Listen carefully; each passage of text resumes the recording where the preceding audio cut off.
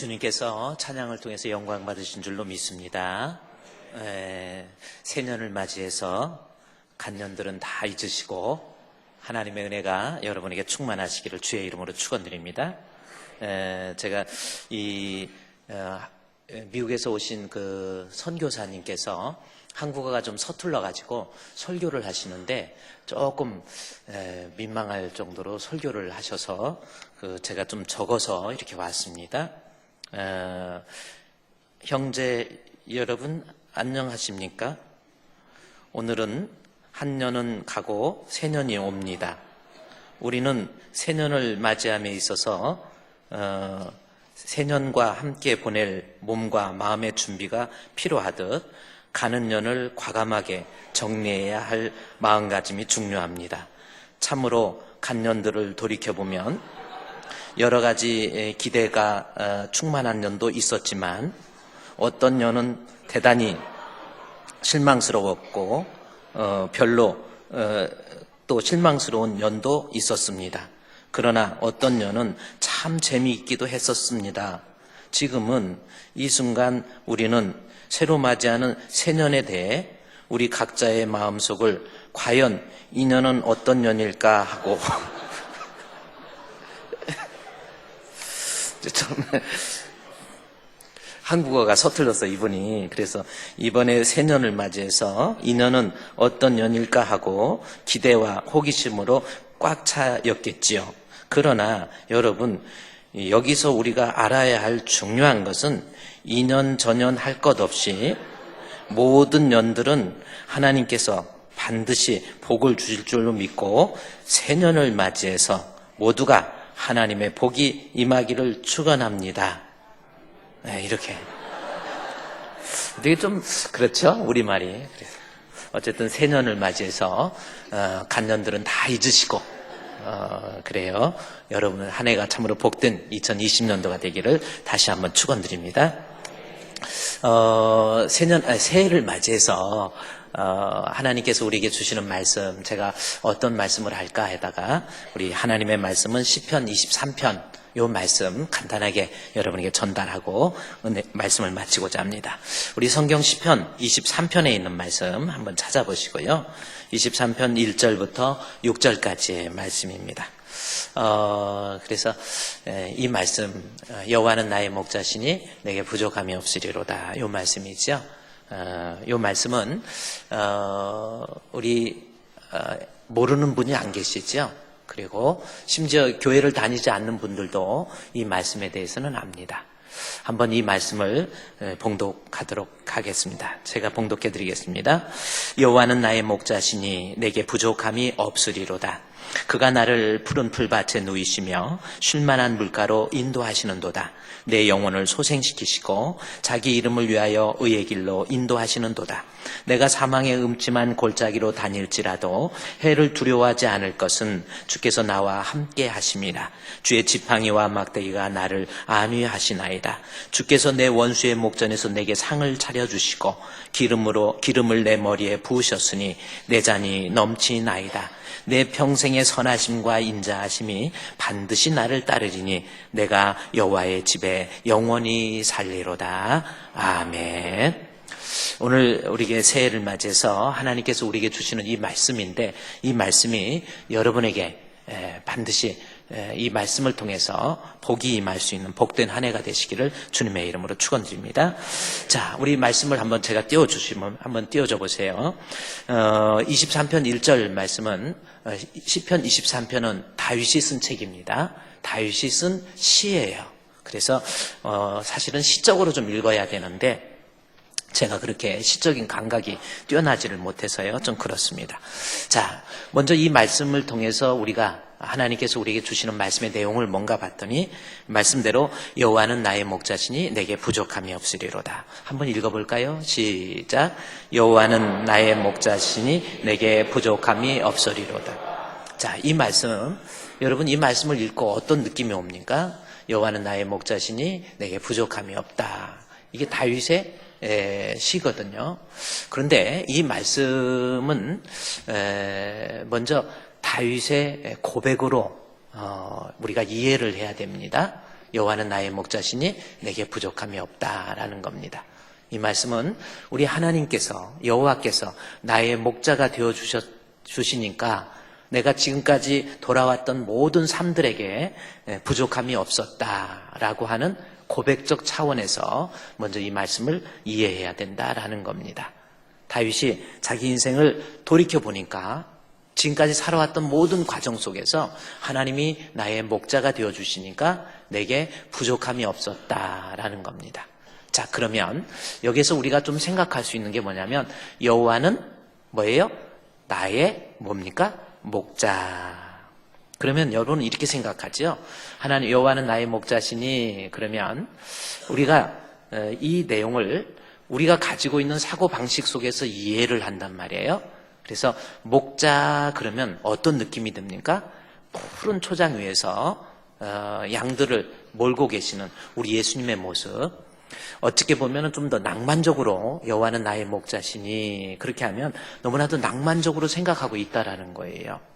자, 예를 들어서 여러분의 머릿속에서 여호와는 나의 목자시니 하면은 우리 사진을 제가 한번 여러분에게 일부러 한번 우리 목자 되시는 우리 예수님 푸른 초장 위에서 양을 치는 우리 예수님의 모습을 여러분이 연상할 것 같아요. 그렇죠? 지금 여러분께서 여호와는 나의 목자시니 하면 저 모습을 떠오른단 말이에요.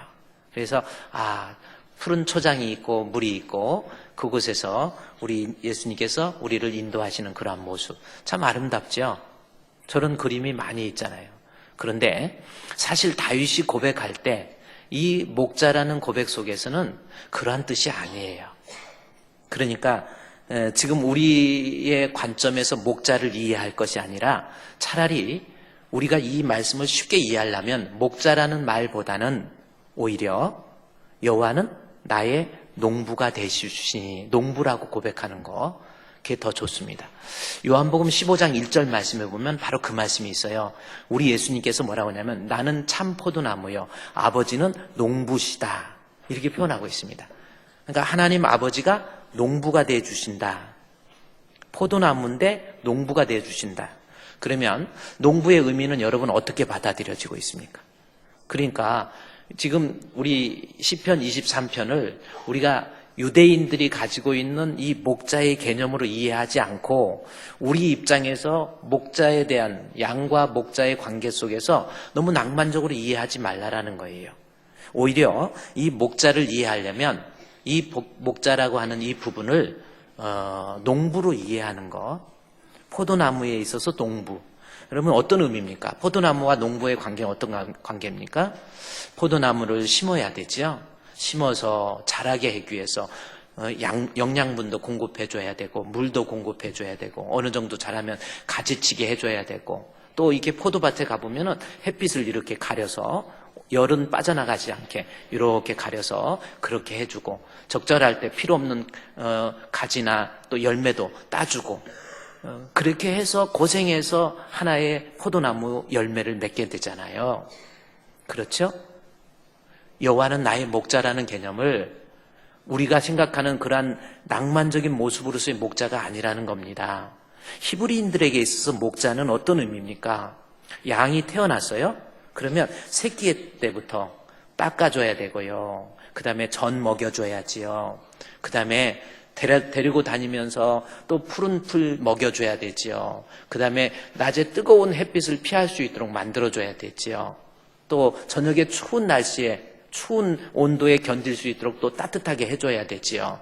어디 가서 다리 부러지면 또 다리 고쳐줘야 되지요. 맹수를 만나서 끌려가게 되면 쫓아가서 다시 뺏어오기도 합니다. 깊은 바위 밑에 빠지게 되면 가서 건지기도 합니다. 양을 한 마리 키우기 위해서 목자의 그 땀과 수고는 말할 수 없는 모습이에요. 지금 다윗이 여호와는 나의 목자시니 라고 하는 고백은 어떤 의미인 줄 아세요? 내가 지금 왕이 되어서 이 나라를 다스리는 왕이지만 지금까지 지내왔던 모든 것, 내가 목동 시절 때부터 잘 살펴보니까 마치 목자가 양을 기르듯이, 양을 돌보듯이, 양을 사랑하듯이 우리 하나님께서 나를 다 돌보아 주시고, 나를 기르시고, 돌봐주시고, 먹여주시고, 입혀주시고, 이것이 오늘 다윗의 고백이에요. 여호와는 나의 목자시니 내게 부족함이 없었다라는 거예요. 지금까지 지내왔던 모든 것이 하나님의 은혜였다라는 거죠. 내가 잘나고 내가 똑똑해서 내가 이 나라의 왕이 된 것이 아니라 하나님이 목자가 되어주셔서 나를 이 모양 저 모양으로 때를 따라 시를 따라 은혜를 주시고 먹을 것이 필요할 때 먹을 것 주시고 입을 것 필요할 때 입을 것 주시고 나를 도와줄 때 도움이 필요할 때 도와주시고 이것이 목자였다라는 거죠. 그래서 다윗은 시편 23편을 통해서 이 글을 쓰면서 하나님 지금까지 지내온 것이 우리 하나님의 크신 은혜입니다.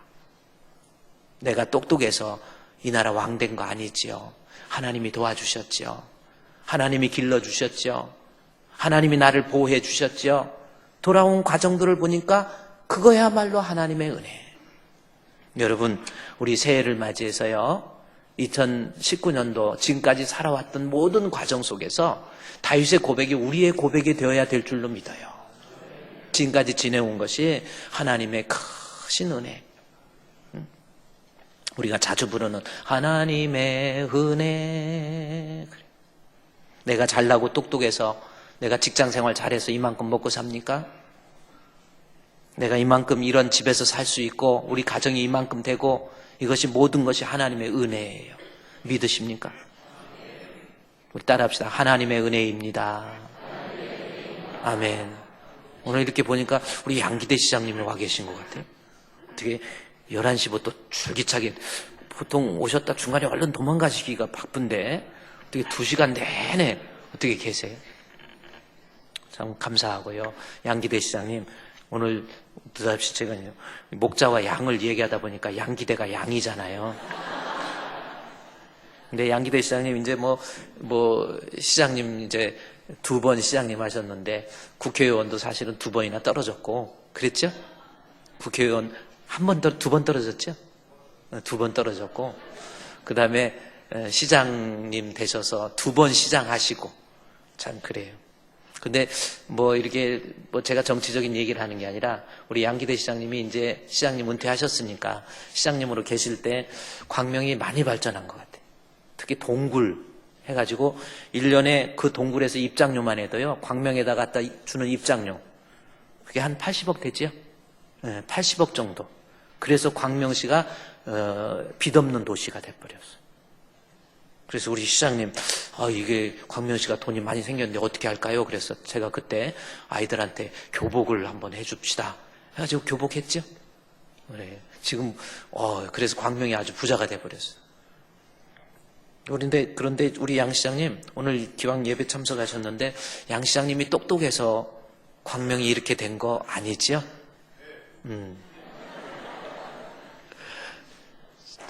양 시장님 서울대학교 나왔다고 머리로 이렇게 한 게 아니에요. 하나님의 은혜. 내가 지금까지 이만큼 살아온 거. 내가 지금까지 우리 가정이 이만큼 지켜진 거. 우리 하나님의 은혜. 할렐루야.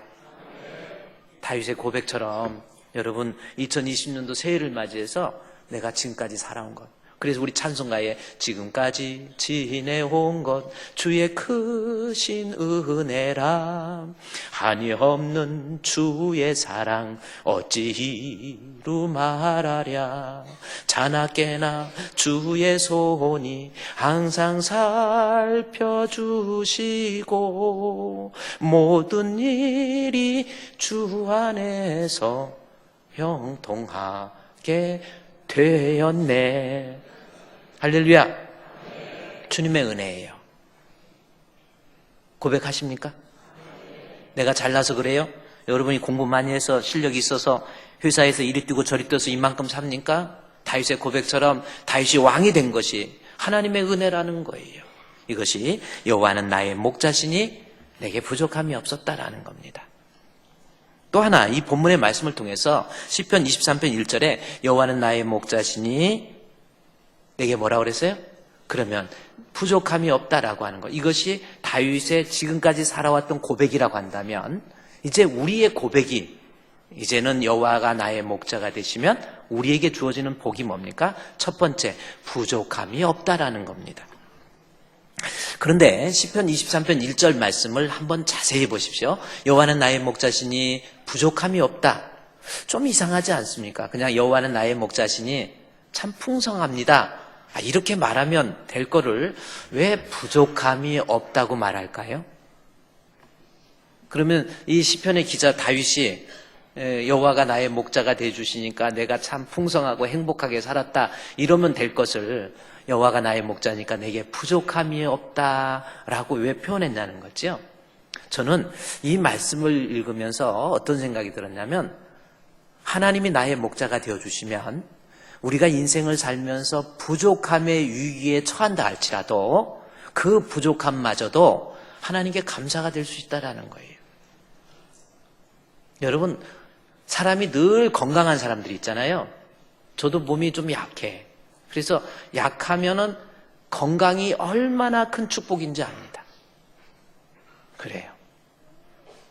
치질 수술을 한번 해본 사람은 평소에 항문에 얼마나 힘이 많이 가는 줄 알아요. 예, 그렇습니다. 근데 계속 건강하면 이 건강이 얼마나 큰 축복인지 몰라요. 그래서 다윗이 부족이라는 말을 썼다라는 거예요.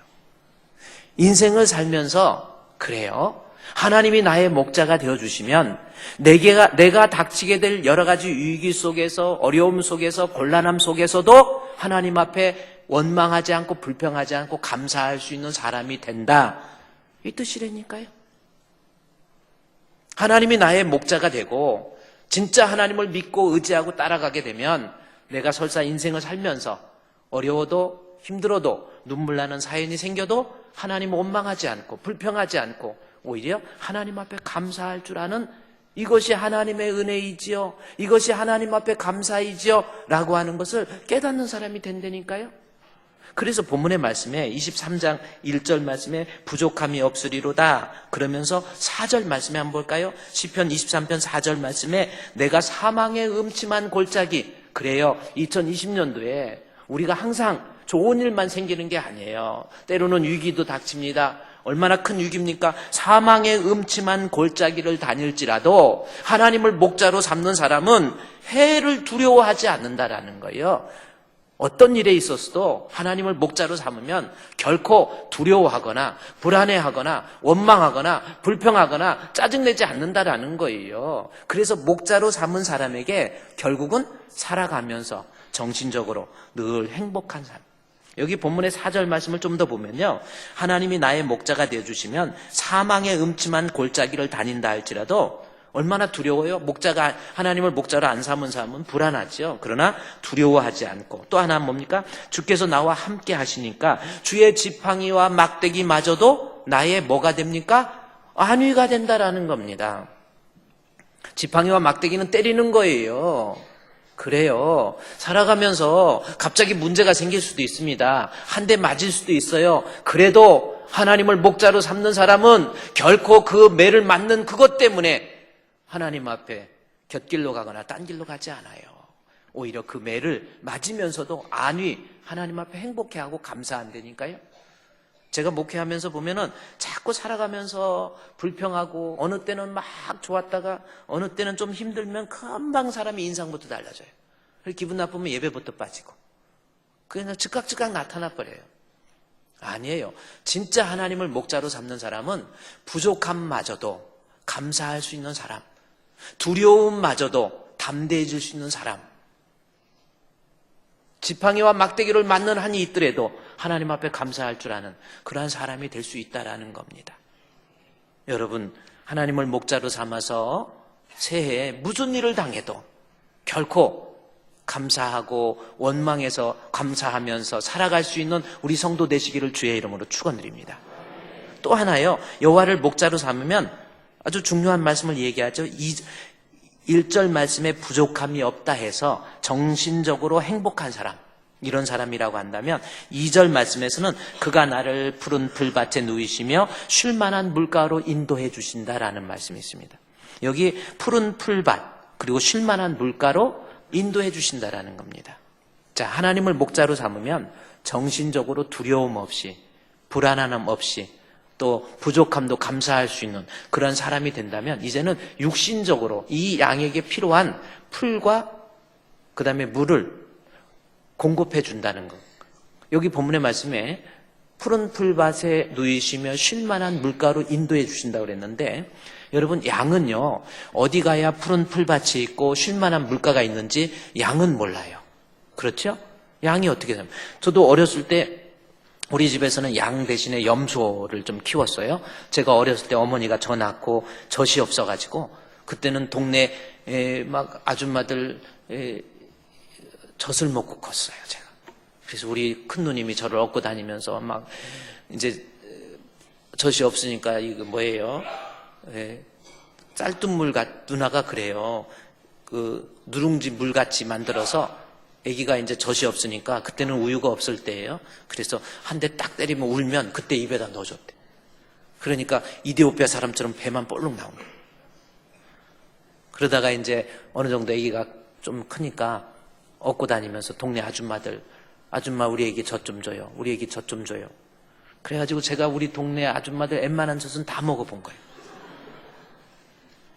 그래서 우리 형이 나보고 너는 잡전 먹고 커가지고 얼굴이 약간 필리핀처럼 생겼다고. 그 소리가 얼마나 듣기 싫었는지.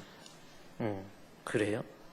근데 그래서 이제 좀 크면서 이 염소를 아버지가 사서 그 염소젖을 이제 주려고 저를 먹이려고 그래서 염소젖 이제 사람 젖도 이제 모자라니까 이제 염소젖을 저기 하는데 염소를 키우고 뭐하고 할 때 보면요 그래요. 염소 눈을 한번 눈동자를 보세요. 눈동자가 이 동그랗게 된 게 아니라 타원형으로 돼가지고 저는 잘 모르지만 생물학자가 2m만 넘으면 색깔도 구별 못하고 물체도 구별을 못한대요. 그러니 양은요 무슨 발톱이 호랑이처럼 있는 것도 아니고 무슨 얼룩말처럼 달릴 수 있는 다리가 있는 것도 아니고 또 무슨 독수리처럼 눈이 밝아가지고 뭐 그런 것도 없습니다. 목자 없으면 죽어요. 어디 가야 푸른 풀밭이 있는지 마실 물이 있는지 전혀 모릅니다. 그러나 목자만 있으면 어디 가야 푸른 풀밭이 있고 어디 가야 마실 물이 있는지 다 알아요.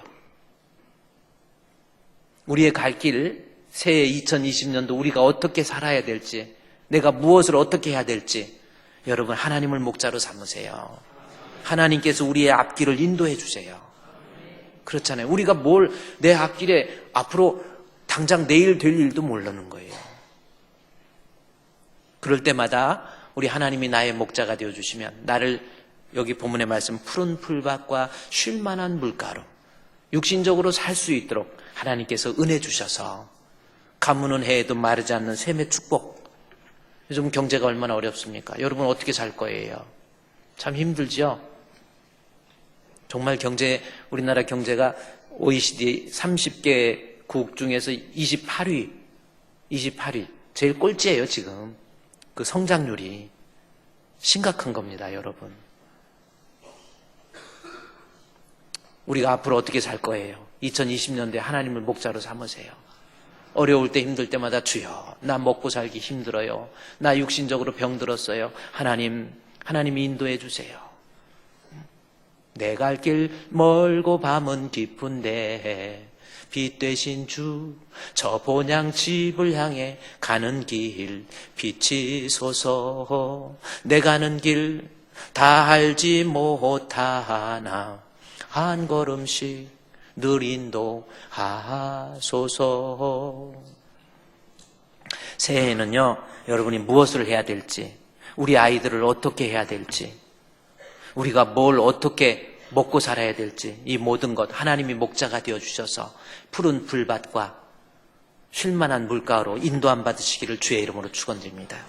마지막 하나만 더 보면 하나님을 목자로 삼으면 4절 말씀에 내가 3절 말씀에 내 영혼을 소생시켜 주신다라는, 이제는 1절 말씀이 정신적으로 나를 불안하지 않게 행복하게 만들어준다고 그랬다고 한다면 2절에서는 육신적으로 푸른 초장으로 인도해 주시고 3절에서는요 영적인 부분입니다. 내 영혼을 소생시키시고 자기 이름을 위하여 의의 길로 인도해 주신다라는 겁니다.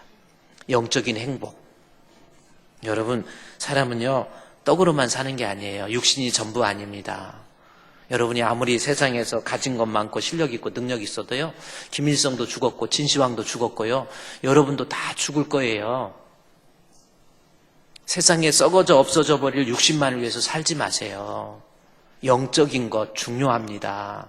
가진 거 없고 의지할 데 없고 못 배워서 예수 믿는 거 아니에요.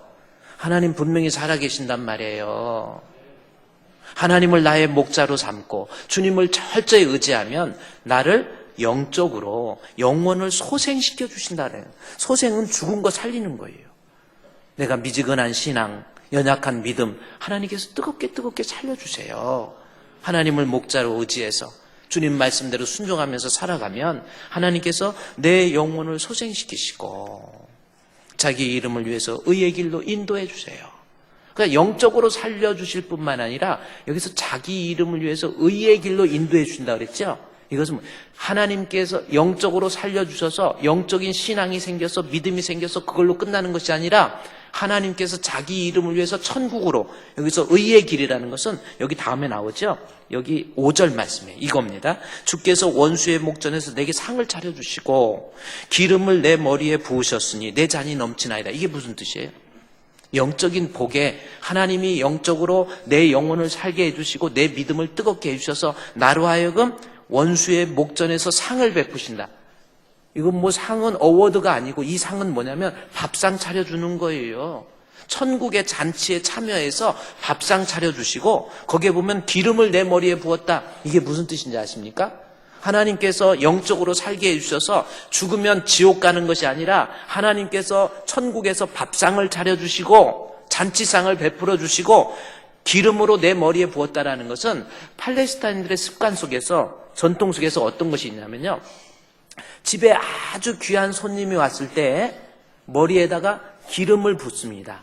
그래서 예수님께서도 내가 오니 너희들은 내 머리에 감람류도 붓지 아니하였는데, 이 요한복음에서도 이 여인은 내게 옥합을 깨서 향유를 부었다, 이 말씀이 나와요.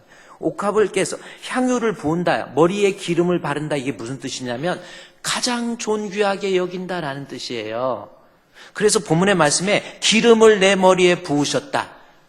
그러니까 여러분이 영적으로 신앙이 뜨거워지고 믿음이 뜨거워지고 교회만 다니는 것 말고 정말 내 영혼이 살아나서 영적인 신앙이 뜨거워져서 그 믿음으로 말미암아 천국 가면 하나님께서 거기에서 존귀하게 여겨주시고, 또 하나 뭡니까? 내 잔이 넘치나이다. 이것은 뭐예요? 잔치에서 포도주의 잔을 부을 때 가장 귀한 분에게 그 포도주를 주는데 넘치도록 해주시겠다라는. 그래서 천국에서 우리 주님 앞에 인정받도록 만들어주신다라는 거예요. 오늘은요, 여러분, 우리 새해 2020년도 맞이했는데 먼저 다윗의 고백처럼 여호와가 나의 목자가 되어주셨기 때문에 내가 지금까지 이만큼 살았다, 그 고백이 우리의 고백이 되어야 될 줄로 믿습니다.